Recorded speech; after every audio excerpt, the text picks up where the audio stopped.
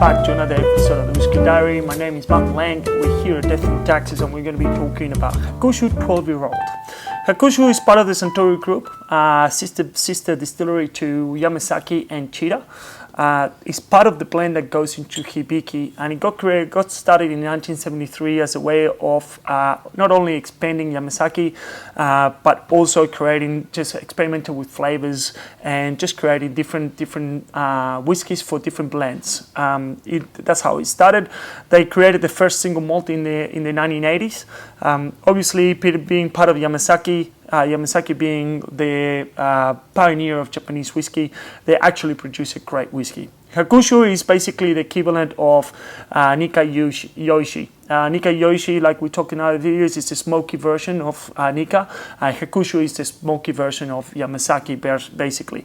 The ppm is not heavily pitted. Japanese people do not react really well to pitted whiskey, so they created a version of Yamazaki that is actually has a little bit more complexity, a little bit more like actual Scottish whiskey, but still respecting that Japanese tradition with you get those fresh apples, green tea, kind of thing. 43% ABV, most of it is an American oak. The interesting part about the distilling process is that they have wooden washbacks that usually, a lot of distilleries use stainless steel washbacks because they're a lot easier to clean than made out of wood.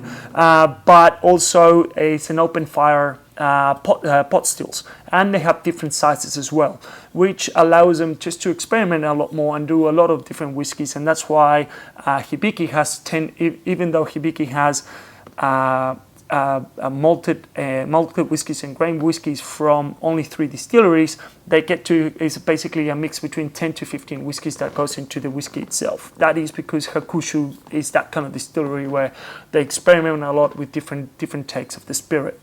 It's actually a really underrated whiskey. Not many people order it by name, and it's a shame because it's actually delicious whiskey.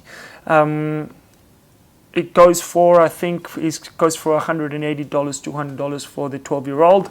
Again, it's not, you can get other 12-year-olds that are just as good as this one for half the price, but it's just what Japanese whiskey is nowadays.